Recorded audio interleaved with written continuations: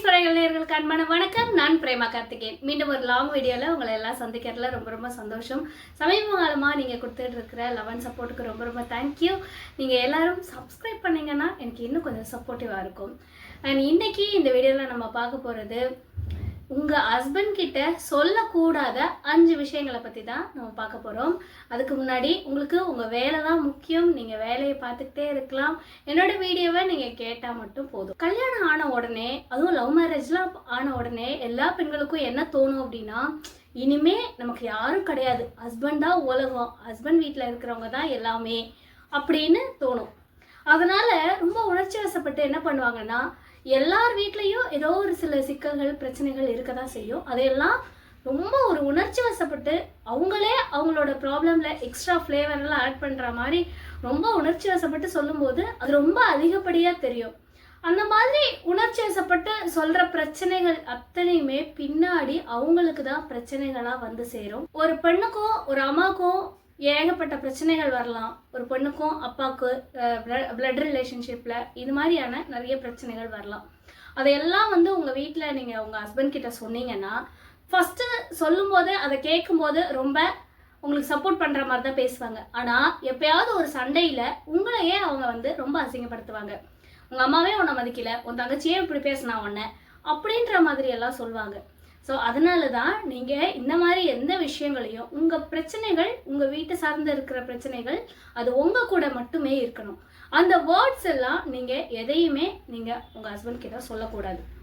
அடுத்ததாக உங்கள் வீட்டுக்கும் உங்கள் அம்மா வீட்டுக்கும் உங்களோட ரிலேட்டிவ்ஸ் வீட்டுக்கும் இருக்கிற சண்டை, தாய் மாமாவுக்கும் அம்மாவுக்கும் இருக்கலாம், சித்திக்கும் அம்மாவுக்குமா இருக்கலாம், அந்த மாதிரியான உறவுகளில் இருக்கிற சண்டைகளையும் நீங்கள் சொல்லக்கூடாது. அந்த மாதிரி சண்டைகளை சொல்லும்போது கூட, அன்னைக்கு அவங்க இப்படி பேசிட்டாங்க எங்களை, அந்த விஷயத்தில் இவங்க ரொம்ப தரக்குறைவாக நடந்துக்கிட்டாங்க, இந்த மாதிரி எல்லாம் எங்களுக்கு பண்ணிட்டாங்க அப்படின்னு எல்லாம் சொல்லும்போது என்னாகும், இதே மாதிரி தான் திரும்ப வேற ஒரு பிரச்சனையில் உங்கள் மாமாவே உங்கள் அம்மாவை மதிக்க மாட்டேன்றாங்க, அந்த மாதிரி எல்லாம் பேசுறதுக்கான அதிக வாய்ப்புகளை நீங்களே உங்களுக்கு உருவாக்கி தரத்துக்கான நிறைய பாசிபிலிட்டிஸ் இதில் இருக்குது. அதனால் நீங்கள் உங்களை சார்ந்த அதிக பர்சனலையும் சரி, உங்கள் அம்மா வீட்டு சார்ந்த பர்சனலையும் சரி, எதையுமே நீங்கள் சொல்லக்கூடாது. அடுத்ததாக நீங்கள் சின்ன வயசில் உங்களுக்கு நடந்த ஏதாவது அநியாயம், அது சைல்டு அபியூஸாக இருக்கலாம், இல்லை வேறு மாதிரி ஏதாவது வெளியே சொல்ல முடியாத பிரச்சனைகளாக இருக்கலாம், இல்லை உடல் சார்ந்த ரொம்ப சின்ன வயசுல அது முடிஞ்சு போன ஒரு பிரச்சனையா இருக்கு. அந்த பிரச்சனை கம்ப்ளீட்டா முடிஞ்சே போயிடுச்சு அப்படிங்கும்போது, அது காலம் கடந்துருச்சு அப்படிங்கும்போது, ஃபர்ஸ்ட் ஆஃப் ஆல் நீங்களும் அதை உங்க மனசுல வச்சிருக்கணும்னு அவசியமே இல்லை. அது உங்களை அறியாமையே உங்களுக்கு நடந்த ஒரு கஷ்டமான விஷயம்தான்.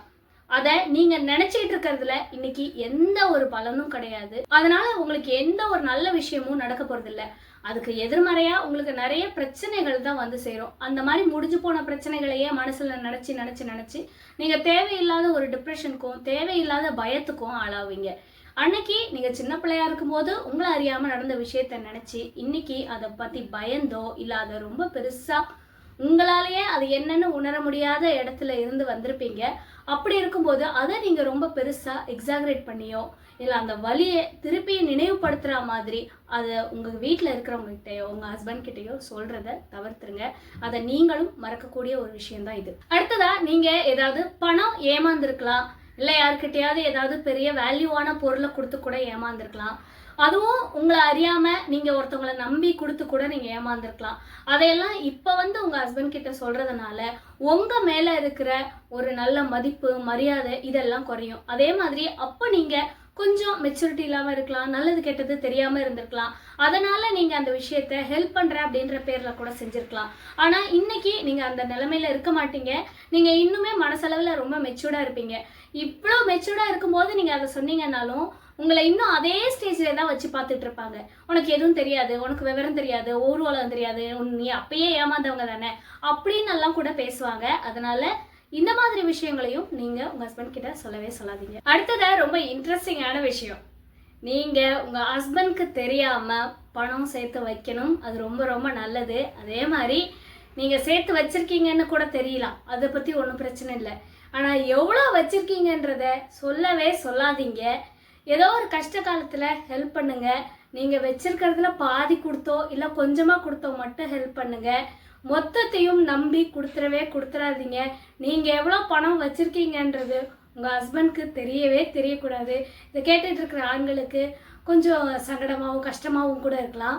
ஏன் இப்படியெல்லாம் சொல்லித்தராங்க அப்படின்ற மாதிரி கூட இருக்கலாம். ஆனால் அது அத்தனையுமே நல்லது தான்.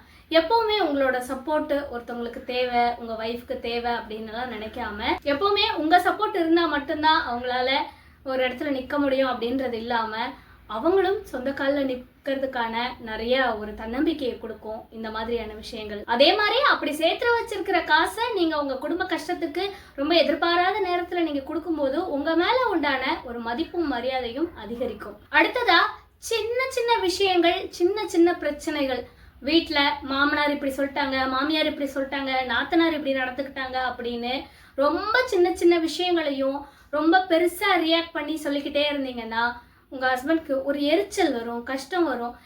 இவளுக்கு வேறு வேலையே இல்லை, எப்போ பார்த்தாலும் என் வீட்டு ஆட்களை குறை சொல்கிறது தான் வேலை அப்படின்னு நினைப்பாங்க. முடிஞ்ச வரைக்கும் உங்கள் ஹஸ்பண்ட் வீட்டு ஆட்களை குறை சொல்லாமல் நடந்துக்கிட்டிங்கன்னா உங்கள் மேலே இன்னும் கொஞ்சம் மரியாதை அதிகரிக்கும். அதே மாதிரி சொல்லவே கூடாதா அப்படின்னலாம் இல்லை. அது எப்போ ஒரு கட்டத்தில் உங்களால் தாங்கிக்க முடியாமல் இல்லை ரொம்ப பெரிய விஷயமா பண்ணிட்டாங்க அப்படிங்கும்போது சொன்னீங்கன்னா, இவ எவ்வளோ சின்ன சின்ன விஷயங்களை அட்ஜஸ்ட் பண்ணியிருக்கா, இன்னைக்கு இவ்வளோ பெரிய விஷயம் நடந்திருக்கு, அதனால தான் நம்மக்கிட்ட சொல்கிறா அப்படின்னு அவங்களும் அதை கன்சிடர் பண்ணுவாங்க. உங்களுக்கு பெரிய விஷயங்கள் நடக்கும்போது உங்களை தட்டி கேட்கறதுக்கு கூட நிற்பாங்க.